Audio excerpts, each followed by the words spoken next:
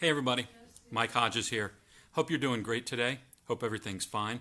Guys, today I want to touch base. I'm going to dive right in. I want to dive into a controversial subject that's been going on here in some of the business news. Some of you may have noticed an article that came out that said Kylie Jenner is now going to be worth soon $1 billion at the age of 20. And in Forbes magazine, they described her as being one of the youngest self-made billionaires in the world. And this has caused quite a fuss. I know a lot of you guys, you're like, I don't care about the Kardashians. Who cares? Shut up. But there's an important point here to deal with, especially with mindset. I want to touch on a couple of things here. So a couple of people have said, taken exception, actually more than a couple of people. There's a bit of a buzz about, well, she's not self-made. Kylie Jenner is not self-made, and people seem to be getting angry and indignant. There's very little dispute that she made the money, that her company is going to go over $1 billion, but people seem to be indignant about the fact that she's self-made, and most of the criticism is, well, if I was a Kardashian, if I had her privilege, if I had her connections, I could make over $1 billion too. So let's talk about that for just a second here, because there's a couple underlying things I want to talk about that if you're thinking this way and you're an entrepreneur, you're really going to get in your own way. We need to examine that. We need to unpack this a little bit before we go any further. So guys, first off, let's start at the beginning. I don't know how much Kylie Jenner started with. By definition, of course, a self-made person is somebody who takes what they're given and then makes up to whatever that level is. So if you're talking about if you're given $1,000 by your parents and then you go out and invest it or start your own company and it becomes worth, say, $20,000, then you could successfully say, well, I am self-made to the point of $19,000. You probably couldn't count that first 1,000 because that was given to you, but certainly you went out through your own efforts and made that 1,000 into 20,000. So you deserve credit for $19,000. The question then becomes in with Kylie Jenner. Okay, we don't know what she started with, but at whatever she started with, if that's X, once she gets to $1 billion plus X in net worth in her company, she would be by definition a self-made billionaire. And a lot of people take exception to this because of the whole, well, she's privileged, she has a lot of contacts, and she was born with a silver spoon in her mouth. Let's unpack this a little bit and address some of these things. It's important to note. By the way, I came up with that $10 million figure. Let's say she started with that. I don't know exactly how much she started with. I know her mother is worth $70 million in some of the articles that I've read. Her brother, who's a couple years older than her, is worth $10 million. Her sister, who's close in age to her, is worth $18 million, and they've been working for a few years.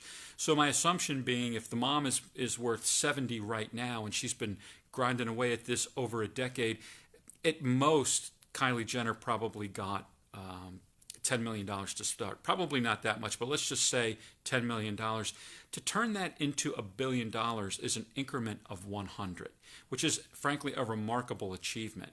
And when people talk about, well, it's kind of inevitable that she did that, I want to talk about that on a couple of different points, 2 or 3 points that affect us as entrepreneurs here. The first being, if you're going to fall into this line of thinking, if you're an entrepreneur and a small business owner and you start thinking that way, well, shoot, if I had what she had, I could have done this. Recognize that argument could be made to you too. That argument could be made to you too. And you can say, well, but I didn't have anything. I mean, my parents, all I got was like a beat up car, and maybe they helped me with my health insurance, and there are people in this world, recognize there are people in this world that would say, you had a car? Oh my gosh. There are people who are right now, if you had a roof over your head, if you grew up in a home where you had roof over your head, where you had food on the table every day, and there wasn't just crazy, outrageous violence outside of your door, to them, you grew up in Shangri-La. That's utopia for them. They can't imagine living in an environment like that. There's tens and tens and tens of millions of people. That's a fantasy to them. So recognize that there are always going to be people who could say, yeah, I'd have what you have if I was blessed with all the gifts that you had. And while you're talking about, no, I worked hard and I did this and it wasn't easy. Nobody gave me anything. I took what I had and I had to build it. Okay, they're going to say, yeah, but if I had started with your where you were, it'd be inevitable. How hard could it be? Right? That argument is always going to be the same. It just changes as we move up the scale. It's the same principle. So if you don't want that argument used against you, you might want to not be throwing that out about people like Kylie Jenner. More to the point, though, is that true? This is what's really important as entrepreneurs. A lot of people get this twisted around. Is that really true? There's a lot of people who start out with $10 million and they don't multiply that into a billion-dollar empire. Her sisters didn't. Her mom didn't. Paris Hilton didn't. There's very few actual billionaires in America. There's a whole lot of people who have a net worth comparatively, not compared to the general population, but compared to billionaires. There's a lot of people who have a net worth or have access to $10 million in capital. You don't even have to live in a huge city. Even if you live in a smaller area, probably one of the richer families in town, they probably have a net worth of $10 million or could at least, with their assets, go out and borrow or get hold of $10 million worth of capital. And you don't see these people taking that $10 million and turning it into $100 million. It's a lot more difficult than what people would have you believe. Money is not this mystical thing where just when you have it, it just automatically grows and it's, piece of cake, easy peasy lemon squeezy. That's not how it actually works. Granted, it might be, at least not to that degree. It might be easy if she took $10 million and put, say, $8 million in income tax-free treasury bills and earned, I don't know what the interest rates are paying on those. She might have gotten $50 or $100 or $125,000 tax-free guaranteed money, and then go ahead and take that other $2 million and splash around in a business with it. That's certainly an advantage. You can't do that if you're starting with $1,000. You can't really do that if you're starting with $10,000. So I get that. It's not that wealth and those kind of contexts don't have its privilege. It's a question of how much privilege. We're not talking about somebody who started out well and did a little better. We're talking about somebody who went up in multiple increments.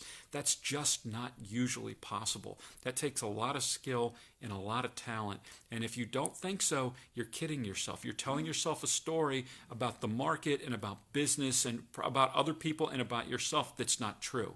You're just flat out making things up that aren't really rooted in reality. That's not good for you. The final thing I'd say about this, and this, might sting a little. I don't mean to give people a spanking, but look, again, let's be honest here. If it was that easy at that level, why aren't we doing that at our level, right? Why aren't you taking your $1,000 investment? Why haven't you turned that into a $100,000 business? Why haven't you, again, there's a lot of people that go out and borrow $10,000 from the bank to start their own business, and they are not turning it into $1 million a year business. For that matter, they're not even increasing it by a multiple of 20. Guys, it's hard to borrow, say, 10 grand, start a business, and then turn that into a $200,000 a year business. It's not easy.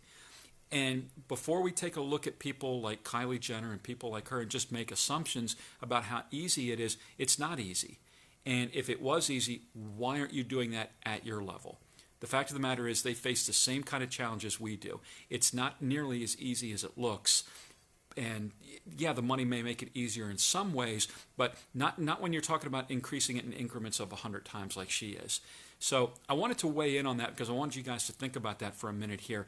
If you find yourself getting sucked into these debates about whether or not Kylie Jenner is self-made, or even in your own mindset, if you're thinking, yeah, it's inevitable that you could be that successful if you're wealthy, or yeah, I could do that well in my business right now, probably no, you couldn't. Probably no, you couldn't, because if you could, you'd be doing better than what you're doing now. So that's really what I wanted to talk to you about. Too many people are focusing on hating on Kylie Jenner and what she's accomplished. Let's not do that. The people who I think probably get it more is, look, good for her, but I'm too busy worried about my own hustle than to enter into a debate on whether or not she's self-made or whether it was given to her or whether, how worthy she is of her money. Don't waste your time on that, guys. Instead, go study Kylie Jenner and learn about the power of social media. Learn about the power of social branding. Learn about the power of knowing your target market, knowing your audience and what they like and how to deliver it to them with products and services that they're looking for. Learn how to delegate, how to keep your expenses low. There's a lot of good stuff you can learn from the Kylie Jenner story. Just don't start following the wrong storyline, the wrong script line. That's not going to help you out.